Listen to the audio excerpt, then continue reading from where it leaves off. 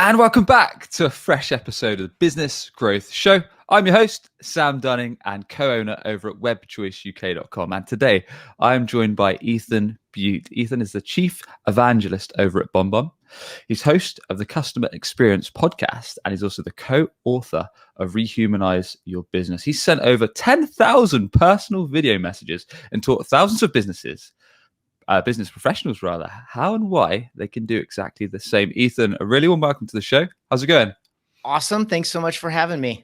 No worries, man. So we're going to be talking all about video, but not just video. We're going to be talking why traditional follow-up, namely email, is pretty much dead in the water, and why video is the one that's gonna take over. But first and foremost, Ethan, I mean, I've spoken to a lot of business professionals, sales professionals, marketers over the last few years, and a few of them have said to me, look, video is okay for some, not so much for others. It's a bit of a gimmick. It's not really here to stay. It's maybe a fad across, 2020, 2021, 2022, and then it's down the pan. What are your thoughts, sir? My take on that, and again, thank you for having me. My take on that is that if it is a gimmick, if you treat it like a gimmick, if you perceive it as a gimmick, if you use it in a gimmicky way, it's exactly what it'll be. It'll burn out on you. It won't be especially useful. If you try to do things like take the garbage emails that you're sending right now, they're producing some tiny fraction of a reply rate, and try to turn those into videos. That's also not going to, I mean, that's treating it a little bit in a lazy fashion, a little bit like a gimmick. My feeling is that we all know that we are better in person. We all know that we're most effective, we're most clear, we're most persuasive when we're eye to eye, face to face. Obviously, we can't do that for a variety of reasons. Sometimes it's geographic, like you and me. Sometimes it's time zones, which is kind of like you and me. You're kind of wrapping up your day. I'm just getting started. Yep. For all these reasons that we can't get together with the people who matter most to our success, we need to find ways to be more clear, to be more personal, to be more ourselves, because that's how we win. And I think video messages and email, LinkedIn, Slack, wherever else you want to put them, belong in the mix for the long term. Do you think that video is the better option, or like you mentioned there, they're part of the mix? And the reason I say that is a lot of business owners or guests we've had on the show might have a preference. Like they might say, look, you've got to use the phone. Some say you've got to use a multi-channel approach. Some say email's king. Is video way up there? Are we saying that video is overtaking calling? Or are we saying, no, we just put it part of a blended approach? I think it's a blended approach. I mean, really, ultimately where we need to go when we have the opportunity, when we do engage with people, we learn a little bit about them. We obviously learn that across any population of people we're communicating with, let's just say it's 25 active people that we're kind of communicating with over some period of time in a prospecting capacity or in a customer capacity, we know that 5 of them prefer this channel, 7 of them prefer that channel, 9 of them prefer that channel. I don't remember how many I have left here in my made up scenario, but different people need and want different things. I would also say in terms of making contact, just going specifically to that prospecting use case, it does take a mix. I think anyone who's actively doing prospecting will tell you, if the only thing I did was make phone calls, I wouldn't be as successful. If the only thing I did was reach out on LinkedIn, I wouldn't be as successful. If the only thing I did was send emails, I wouldn't be successful. It takes a little bit of a mix. And the cool thing about video is when you blend it in with a voicemail, with a LinkedIn connection, with an email, you can refer to those other touches and just say, hey, I'm the person who's doing that. I just want to put a face with the name. I want to let you know I'm sincere in my interest in being of some service or value to you, right? And so in that mix, it allows you to, at least for the foreseeable future, separate yourself from other people who may be reaching out. And then at the same time, essentially humanize those other touches by now being a face and a name and a personality, which, by the way, is much harder to reject than a screen full of plain black text on a plain white screen. Yeah, makes sense. And we'll get into that in a bit. We'll talk about where we can actually utilize video in different parts of our process, whether a sales rep, whether a business owner, and which angles, which approaches that would perhaps be a best fit. So we've talked about there that it can be part of the mix. It doesn't have to necessarily take over certain elements, but it can be weaved in as and when we want. What perhaps should be the mindset? Is video for anyone and everyone, Ethan, or is it for generally people that are used to being in front of camera, or is it something we can pick up straight away? What do we need to think about before we get started? It's like anything that you want to get basically good at. You're not very good in the beginning. You practice, you get better, you get better, you get better, and then you're good. You're comfortable, you're over the hump, etc. And so whether it's something like playing chess or learning to speak Mandarin or learning to ride a bike or skiing down a mountainside, all of these things, you're not very good in the beginning, but as you get going and as you focus on it, you get better and better. I think it's the same thing with any sales professional. Your first 5 phone calls probably weren't fantastic. Your first 5 in-person presentations, either across, a conference room table or across a table at a coffee shop, probably weren't nearly as comfortable as the 5 most recent ones that you did. And so I think that the sad thing that happens is that people, they watch a video like this, or they listen to a podcast episode, or they download something, or they read a blog post, and they're like, oh, I'm going to give this a try. They're uncomfortable out of the gate. And then they say, oh, this isn't for me. I'm not a video person. But just think of the consequences of that. Like if on your first, phone call, you're like, oh, that was uncomfortable. I guess I'm just never going to use the phone again. Or, that email wasn't especially well written, or it took me a little longer to write than I wanted to. I guess I'm just not an email person. Or, I misspoke during my last in-person sales presentation or the last meeting that I was in. I guess I'm just not a meeting person. I'm just going to stop going to meetings altogether. It's like, that's where I see video, by the way. It's where I see video messages. I look forward to the day when we can stop talking about this as a new thing and we start going down the more nuanced and refined paths. Like you can still take a sales course on how to be more effective over the telephone or how to give a better sales presentation. And rightfully so. We're constantly learning, evolving, improving, etc. And I look forward to the day when this style of video communication is just part of that mix. And we're past the conversation we're having today. That said, we need to have this conversation today, or else it's never going to be normalized. Yeah, some great points. And on that note, I've said it many times on the show, the amount of times I get video messages that are actually personalized. Every now and then I'll get a video message, but quite often it's not actually personalized. So it will just start hi or hello without my name or my company or any personal reference to me, and then just go on with the pitch or the spiel or whatever it is about their company. So occasionally I'll get those, but I can't remember the last time I actually got a personal video, apart from yourself, Ethan, when we were talking about getting you on the show, that was specific to me. So that just shows if you want to pitch me, just give me a video, because I never get them anyway. But with that said, if it is something that people tuning in are thinking, yeah, I've heard a lot about video, I'm quite tempted, I want a different way to break into people's inbox, to mix up the monotonous emails that everyone's getting hundreds of a day, or the cold calls or whatever it is, something different that's going to make them stand out. Is it just a case of, like you mentioned there, we just need to do one, it might be uncomfortable, then we plow through? Or are there a few other things, and I don't want to make this all about mindset, but are there a few other things we need to consider that are going to help us just start to feel comfortable with producing videos daily? Or is it just a case of we grin and bear it and crack on?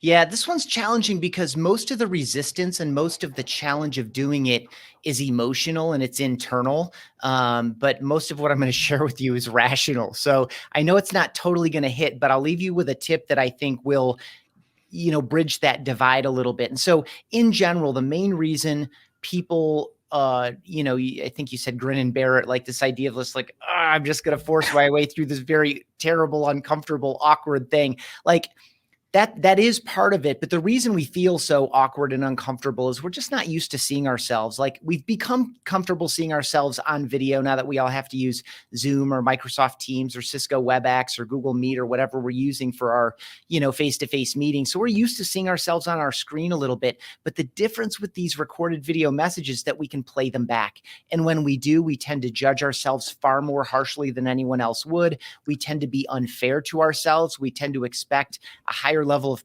perfection of ourselves than we ever would of anyone else. And so here's my tip for people, because we do need to get through that, and practice is the only way through. Here's the easiest way to get comfortable before perhaps you start reaching out to prospects or customers, or maybe people that you're looking to engage with. Maybe you want them to hire you, kind of thing. Like video is useful for so many different things. Because it's about getting to know you. It's about you communicating your sincere interest. It's about you providing some legitimate value. I hate using that word because it's just a little bit vague, but sure. Video allows you to do a lot of these things that maybe we'll get into. The best way to get comfortable, if you're not comfortable just grinning and bearing it through like things that are actively part of the work that you're doing and your bottom line success, I recommend starting with people you know and who know you. I recommend starting with family members, friends, people you know on LinkedIn, former Yeah. coworkers. And the messages that you're going to be sending are something like thank you or good job or congratulations or I was thinking about you or I just noticed that or I just heard that. And by those last couple ones, I mean, like as you're scrolling your LinkedIn feed or you're scrolling Instagram or Twitter or Facebook or wherever you're spending your time, you see things, right? And you may comment, but there's also something like whether it's like there's some nuance that you find difficult to capture in a comment, or that's just kind of like not getting clear, or you know, a half hour later or a day later, you're still thinking about this provocative, like it just happened to me a number of times, a provocative or interesting conversation that someone created on LinkedIn. And so even though you've liked, even though you've commented and maybe even commented back, send a video back. Hey, Sam, it's Ethan. Gosh, you know, that post you put up yesterday, good job, by the way, tons of engagement on that. I was glad to be part of it. But, you know, here I am a day and a half later and I'm still thinking about this thing and, you know, blah, blah, blah, blah, blah, blah, blah. And it just, it takes our digital connections and really brings them to life a little bit more. It allows people to feel seen and appreciated. It creates deeper conversations, et cetera. And then the easier use cases, by the way, again, thank you. Hey, thank you so much. I think if any of us was honest with ourselves at the end of any workday, we could easily make a list of 2 or 3 people that we should absolutely express some appreciation toward. We tend not to do that as often as we could, should, would. People love it. It feels amazing.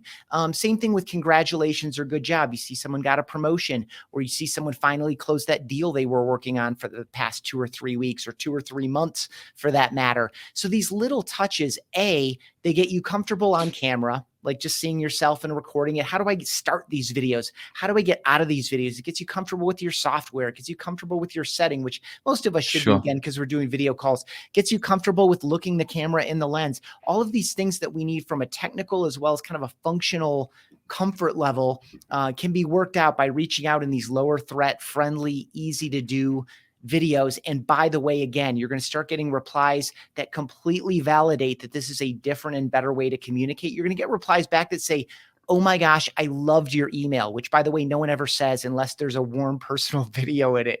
Or, it was so great to see you. Or, you know, in the case that you're reaching out, hey, you know, I saw the news about your grandmother. I just want to let you know, I was really sorry to see that. She's such an awesome woman. I hope everything works out okay. If I can ever do anything for you or your family, reach out and let me know, right? You're going to get a reply to a message like that. That's like, oh my gosh, that made my day. Or, oh my gosh, that made my week. Or thank you so much for thinking of me. And the only key in all of these, by the way, is you actually have to be sincere and mean it. Yeah. This is making me think that I don't thank my own team enough. And internal communication and like, I mean, obviously functional stuff like project updates or preventing everyone from having to get in a meeting. Like you just give a 5-minute update in a video and it covers, you know, everything. But to your point here, this thank you, good job, a little 18-second video can absolutely turn around someone's day. And this idea of feeling seen and appreciated, no matter what seat you're in, whether it's a prospect seat, a customer seat, family, friend, team member, coworker, peer, subordinate, supervisor, whoever that other person is to you, they want to know that you appreciate them. We all want that. I mean, like even the most hardcore type A people who are watching this are absolutely desperate for that positive feedback. Definitely. No, that makes sense. So it's almost like dipping your toe in the water. So starting with familiar people, whether that's colleagues, team members, friends, people you're connected to on LinkedIn or social media, and just reaching out with a warm, sincere message. And I guess gradually build it up. Once you get comfortable with that, then perhaps you do it to a prospect or an existing customer, and then you maybe do it to a colder contact, and then just work your way up and up and up as you go. Cool. All right. So I want to get actionable with this, Ethan. I want to talk about because I've got perhaps some unusual ways that I've used video, but I'd love to know yours because you are the video evangelist. So let's talk about some processes or some areas, perhaps in the sales process or business process, that you've found to be really effective, where video has been really helpful, and then maybe we can have a chat around kind of the best ways to integrate this. Sure. So I guess we can think about like the customer life cycle. We'll focus on the acquisition side, although there are countless use cases at and after the point of a commitment where someone swipes a credit card or signs a contract or whatever. We need to Sure. onboard them successfully, make sure that they get what they want out of it, that you're giving them updates and staying in touch for retention, expansion, and other purposes for long-term customer success and increased lifetime value, which allows you to make more commitments on the acquisition side if you can increase that lifetime value. So Makes sense.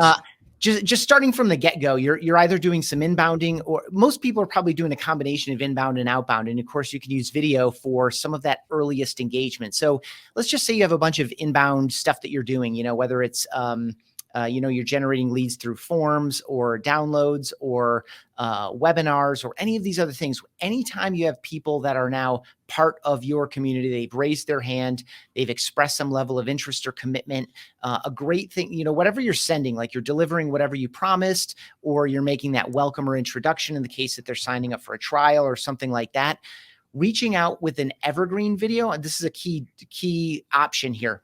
An evergreen video, and you mentioned that you've received several of these. An evergreen video is recorded once and used over and over and over again, or it's recorded once and sent to a whole bunch of people all at one time. And you can do some things in those videos that make them feel personal. But the key thing is, and this is fundamental because there are now services that are trying to fake putting in your first name and things like that. Whether it's a chat bot, whether it's a video message, no matter what it is, I am deeply of the mind and the heart that you don't make something appear as something that it is not. And so with these evergreen videos, you're not trying to act like it's just for that person, but the more segmented you can be, the more specific you can be, the better. So if you can refer to the lead source, hey, it's Ethan with BombBomb. Want to say thank you so much for checking out our brand new video adoption guide. Hey, if you have any questions about that content or you want to start a free trial, if you have any questions at all, just reply to this email and let me know. It comes straight to my inbox. I'd be happy to answer your question. Take care and have a great day. So I didn't greet you by name, but it was specific to this particular, lead generation thing. So the more specific you can make that, the better. The alternative is truly personal. I think for you with an agency model, because you're not looking to sign up 80,000 customers, you're looking for, dozens or hundreds of the right customers. And so you may, on this value volume basis, you may want to do those as truly personal touches. Hey, Sam, it's Ethan. I just noticed that blah, blah, blah, blah, blah. Right. And so Sure. Actively outbounding, again, mixed in with your emails, your phone calls, your LinkedIn messages, whatever else you're doing, or responding to inbound opportunities is one. Typically, what we're trying to do is move people into some kind of a meeting type situation, some kind of a discovery call type of scenario. And so once you have that set, confirming appointment sets with video, we have seen it in our own business and across a number of other businesses dramatically increase show rates on those appointments. And what you're doing in that video, again, that can be done evergreen, where every time an appointment is set, you use the same video, or it can be done in a truly personal manner where you're speaking specifically to that person, specific to that opportunity, et cetera. But the whole goal of that video is to build up and promise specific value in there, to create some anticipation, to make sure that you have the information you need in advance so that they're prepared for the meeting. Perhaps maybe if it's super helpful to make sure they bring another particular person or role along for that meeting. These kinds of things, like create some anticipation and promise some specific value so it seems like something that they want to be a part of. And then this is a really money use case, and then I'll give you two more maybe, and then we can move on. Yeah, sure. This is the money one. Like if you only, once you're basically comfortable on camera, if the only way you used video besides saying thank you to people was this, it would be worth whatever your subscription is, no matter what service you're using, BombBomb or another one. After the appointment, and I know a lot of good AEs and other sales folks will do this. They'll keep notes during a call, and then they'll give like a bullet point follow up to the person. Add a video to that email, and what you're doing there is kind of meeting them where they are emotionally. Some people are coming to you out of fear or desperation. Other people are coming to you because they're in a great situation, but they want to make it even better. They're coming to you in different ways. So meet them where they are emotionally, use their own language back with them about why you're engaged in the conversation, readdress any objections that came up, push any of those excitement buttons again, the things that they're really jazzed about, make sure that you hit on those things again and draw a quick future of like what it's like a year from now if we decide to go forward together, kind of a thing, like cast that vision with them again to sustain any kind of momentum or excitement that you generated in that meeting. And the cool thing, and then again, include bullet points down below out of courtesy. You don't expect everyone to watch the video exclusively. Provide some support material with it, lightweight. But then what you're doing then is giving them something that they can easily forward to other people who may either be involved in the decision directly or may influence the decision, but you don't have to use that one person or two people as your proxy. You get to present the opportunity yourself as who you are, the excited, informed, expert person who is going to help them with this problem or help them with this opportunity. And so this ability, and I've seen that type of video get forwarded. So what happens is like, hey, Ethan, I just noticed that this video I sent got opened 18 times and the video got played 12 times. Like, it's kind of creeping me out. What's going on? It's like, well, tell me about the nature of the video. Well, it was after, they described the scenario I just gave you. I'm like, well, what happened is they probably forwarded it to 2 or 3 people, and a couple of them probably forwarded it to a couple more, A, because it's novel, and B, because it's probably highly informative and they're presenting, you get to present the opportunity. Contracts, proposals, these types of things like detail, complexity, typically, rather than just giving someone this, 8-page document that's filled with a bunch of jargon and is maybe unclear, walk and talk them through it with a screen recording video, break it down for them. If you negotiated together anything in there, point out that you included something that they wanted. If there's something that you constantly get friction on where people are like, hey, I don't know about paragraph G, speak to it specifically and say, hey, a lot of people are kind of confused about this one. I just want to make clear what that language is about. Like, walk and talk through these, and you can also do it, of course, with proposals and with sales presentations and other things too. But contracts, proposals, these types of things, it's really helpful. And again, those tend to get forwarded as well to other people so that, you're going to do a better job explaining it probably than the person who's looking at it for the first or second time.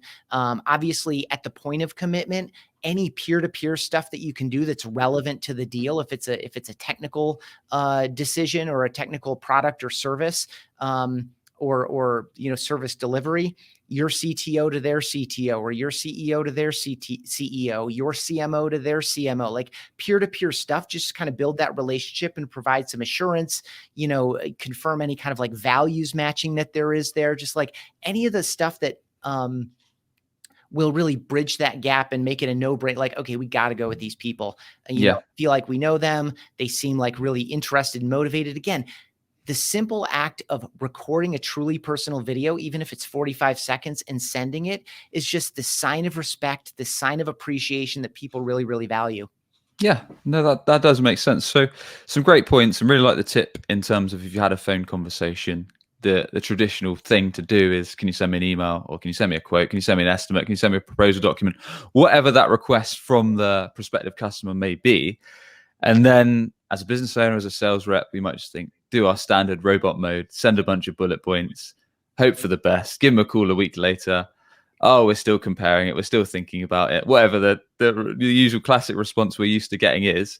But no, like you said, video is. Do you think it works so well, Ethan, because it's so rarely used and it just stands out? Or is there like an emotional part to it? Is there a psychological part to it? Is it just because this person's taken the time to put something a bit more tailored? Is it a combination of all these things that because it works so well? Yeah, I think it's where you ended up there. I think it is a combination of all these things. We're still in this window of this is new, this is different. And so there will be a point at which some of that novelty layer wears off, which I think is not a bad thing at all. Here's the deal.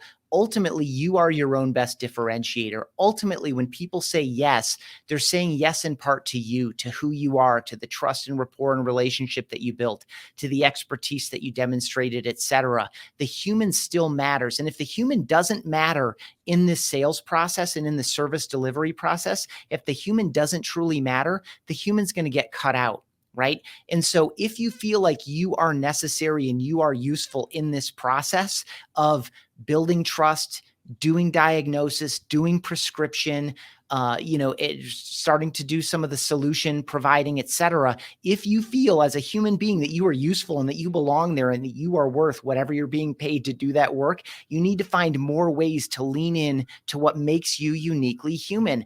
Otherwise, where we don't do this, the system at large, and I'm speaking in a very broad, generic sense, will find a way to pull because a human adds cost. And so if we don't lean into some of these things, some of the emotional components, to some of the nuanced, adaptable, flexible components, if we don't make people feel, this is critical now from a customer experience standpoint, and to where you were earlier with the thank you videos, an employee experience standpoint, Sure. if people don't feel seen and heard and appreciated, then they're going to default to where they do feel that way, right? So we need to let people know that they matter. We want to let people know that we are there for them. We want people to feel, to kind of some of the way you asked that question, we want them to feel that psychological proximity. Now, they're not going to feel it in a conscious way, but they're going to feel psychologically proximate to you, even in the absence of physical proximity. That's to say, if you and I never meet in person, Sam, I still feel closer to you for having spent this time with you on screen, in conversation, etc. And if we sustain our relationship by swapping video messages a few times a year with updates, or, I just saw this, congratulations kind of stuff, we're going to feel psychologically near to one another. We're going to feel more connected. Humans love to feel this way. We are a highly, highly social species. I think it's one of the reasons that we've evolved and adapted and kind of have become dominant on the earth, for better or for worse. It's a whole separate conversation. But our highly social nature, like, we want this, we need this, we're good at it, etc. And so, by the way, that's something that machines are not super good at. This adaptability, flexibility, the true emotional components of how we build trust, relationship, how we move opportunities forward, et cetera. So I think that there are a lot of deep human parts to this. I think it is a somewhat hollow substitute for in-person experience, but for so many different reasons, the pandemic was one of them. Our opportunities to do that are limited. We're all operating generally on a more a wider geographic basis. So we're not just, you can't afford to really, I think a lot of companies are looking at this right now. Can we afford to put her on a plane for 6 hours in order to go across the continent, in order to go visit this one person, to have this 90-minute meeting, and then stay overnight and fly back the next day? Now we're in for $1,000 in expenses minimum, depends on how nice the dinner and drinks were. All that stuff is up for evaluation at this point. And so I think a lot that's going to happen less. I don't know that it's going to stop happening. It's going to happen less often. And so how do we close that gap?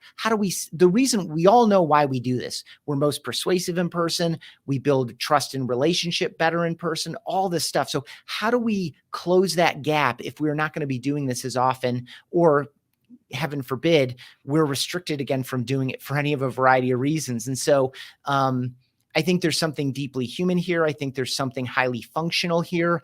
I think there is a novelty that is still going to last, I think, for at least the next 18 to 24 months, because so many people are dragging their feet into this, in my opinion, obvious opportunity to improve the way that we're working every day. Yep. Some good points. You raised something interesting just now, Ethan.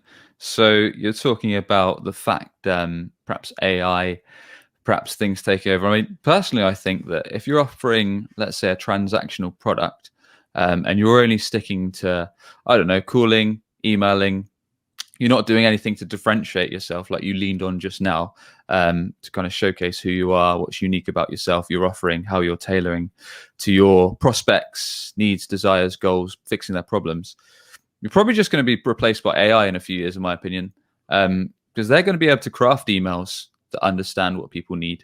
They're probably going to be able to do videos at some stage where they can just swap the names out, swap the pain points out, and fix all this stuff. So if you're not doing something that's a bit unique, that's a bit different, and you're selling something that's of relatively low monetary value, I think you probably will get replaced. But then when we're going to kind of larger scale, more complex sales cycles, more enterprise level deals, I think these things are going to be really critical. I to would mix things up. add that you could be selling something that isn't a transactional sale. It actually is one of these more complex sales. But if you're doing it in a transactional way, you're not necessarily going to lose out to AI, but you are going to lose out to competition.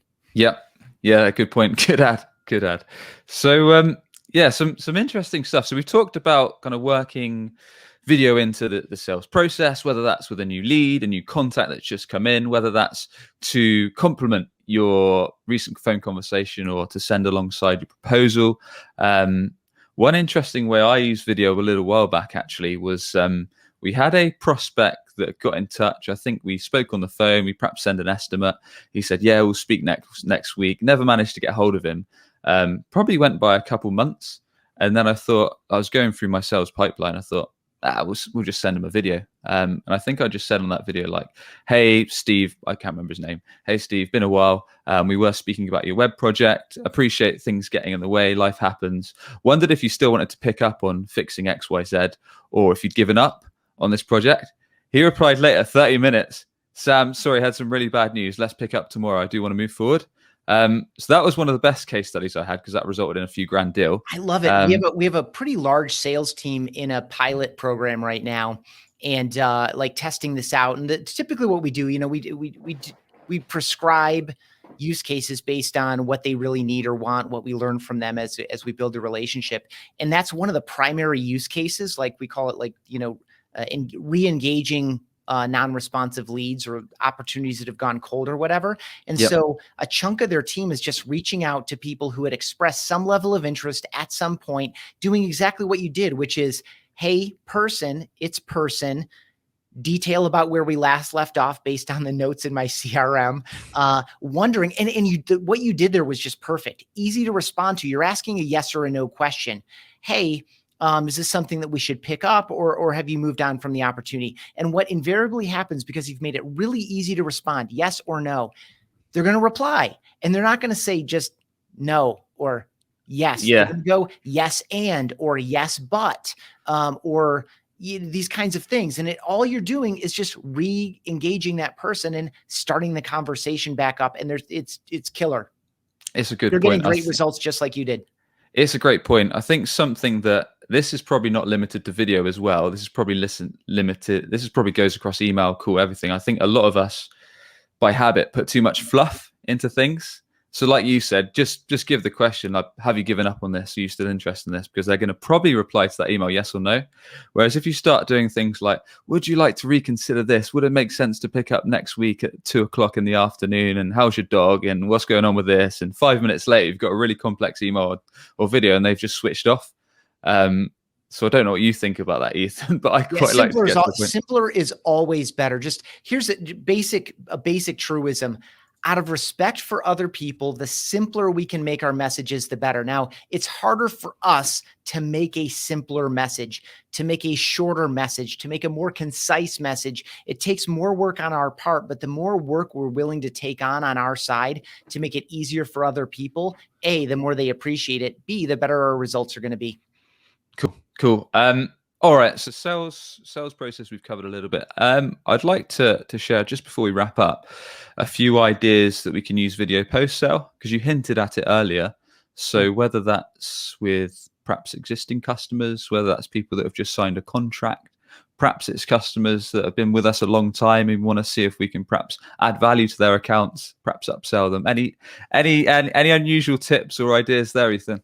No, I'll just speak to some broad ideas, maybe drop in a couple of use cases. Sure. To see where I take it. But I just want to reiterate, especially in an onboarding scenario, right? You're onboarding someone into the product or service. For you at an agency, Sam, it might be something like, "Hey, these are the 3 main people you're going to work with. Introduce yourself. Hey, my name's so-and-so. I specialize in this, that, and the other thing. If you ever have questions like this or anything related, reach out to me. I'm so-and-so and I do blah, blah, blah." Like, so, I mean, that's in an agency model. It's about who and what they do and who to reach out to and when, kind of stuff, maybe. For a technical product or a piece of software or whatever, it's, here's what you need to know. Here's how the thing's laid out. And maybe I'm your primary point of contact. Reach out to me. Again, those, if you're doing them at high volume, then you're going to want to do those as evergreen videos and maybe sequence them and send them out automatically. Hey, now that you're a customer, you're going to be getting a series of emails over the next 3 weeks. They should answer all the common questions that people like you tend to have at this point. If you ever need anything specific, just reply to that email or pick up the phone and give us a call or go to our support site or however you're supporting people. I will say, though, one of the agencies that I work with, when I signed up with them, they each, this is a little bit different step than just using a tool like BombBomb to like live record a video and send it.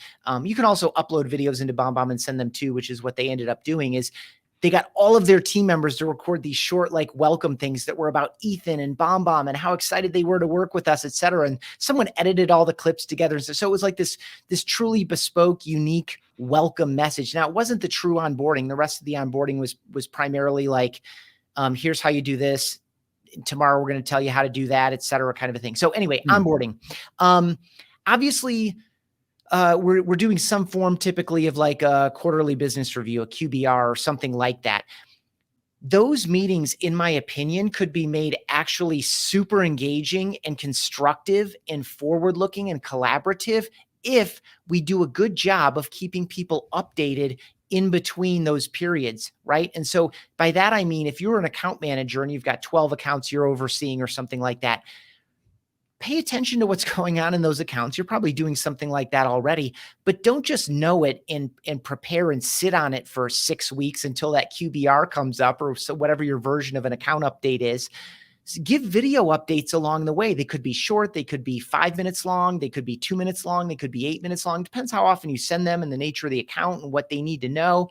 Sure. But that way, when you get to the live time together, and this is for any meeting, by the way, internal or external, then all of the kind of like that 15 to 30 minutes of updates of just dumping information on somebody, it's already been done. So when you get together, you just reestablish the most important stuff and you can spend the rest of the time being creative, being in conversation, brainstorming, getting shared commitments, walking out ideas, and this kind of like the true useful approach to spending that live time together. You can do some of the easier, lighter weight, like one-way information sharing through video messages along the way.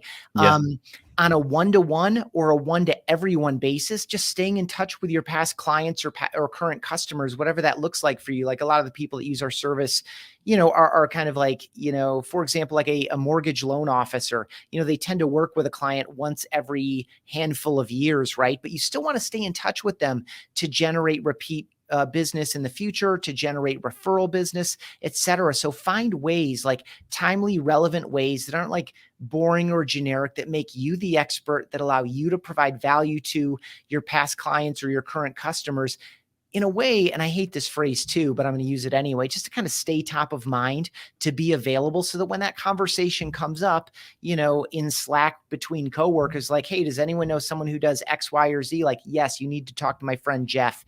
Jeff is the guy, right? Or it's, no, I don't really have anybody. And the difference between those two is, do I feel like Jeff is my guy? Do I feel like Jeff has my back? Do I feel like Jeff stays in front of me? Do I feel like Jeff adds value to my life? When I think about this category or this problem or this opportunity, do I have a brand name or a person's name in mind? Video can make that difference. But the key is, this is just basic good, marketing, sales, and customer service, customer success. It's just, how can we consistently stay in front of people in a useful way that doesn't feel like some kind of a shallow token effort. And when we do want to go out and seasonally ask for referrals, it doesn't feel like we're just asking all the time. It's just it's a natural thing. Like, well, of course, I mean, they give me personal updates every 6 weeks. Why wouldn't I think of someone else that might enjoy this extremely awesome level of service? And so that's just a quick run through that. There are a lot of things to do. You can do it again, evergreen or personal. You can do it one-to-one, or you can do it one to everyone, or one to segment is another great way to do that. Like if you look at your customer base, you probably can cut it, at least 3 different ways, if not 13 different ways. And so finding ways to be more specific is even better. I think that's really good, especially the, I don't want to call it donkey work, but things like if you do have a classic onboarding process where you're perhaps sending, I don't know, manuals or guides, or you're having Zoom calls for hours just to explain people how they can use your software or how they can get to grips with your product. If you've got videos that are made, engaging, that you can just shoot straight across, whether that's as part of the sequence or via email, and that just saves you and the client tons of time.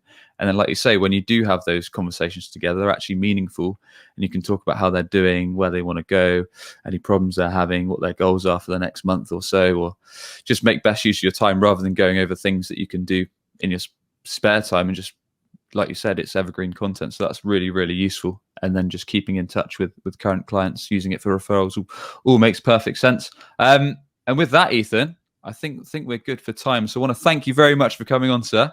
Yeah, really appreciate it. I love talking about this stuff. I appreciate that you're out there, pioneering this with the rest of us. My guess is that fewer than 500,000 people on Earth are doing this on any consistent basis. It could even be lower than that. And I feel like millions should. Definitely agree. Like I say, I don't get videos.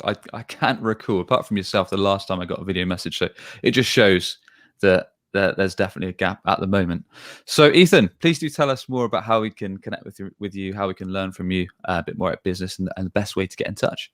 Sure. My name is Ethan Beute. Last name is Beute. You can hit me up on pretty much any social network by first name and last name. And the software company is called BombBomb. It's just the word bomb twice, BOMB.com. And we're BombBomb on all the social networks.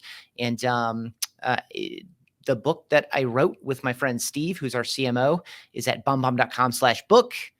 The customer experience podcast is at bombbomb.com/podcast. So reach out however you want, engage however you want. Happy to answer any questions about any of this stuff.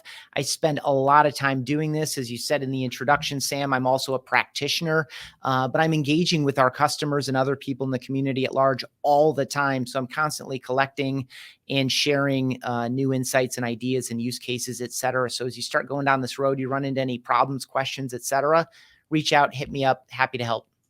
Top man. And we'll put all of those links over in the show episode notes at businessgrowth.marketing. And with that, I want to thank you once again, Ethan. Really enjoyed the conversation, sir. Yeah, me too. Thanks so much. Cheers, dude. And if you enjoyed the show, be sure to hit subscribe to Business Growth Show, wherever the heck you get your podcasts from. We interview business leaders each and every week to provide actionable tips across marketing, across sales, all with a view to grow your sales and grow your business. And with that, we'll catch you on the next episode.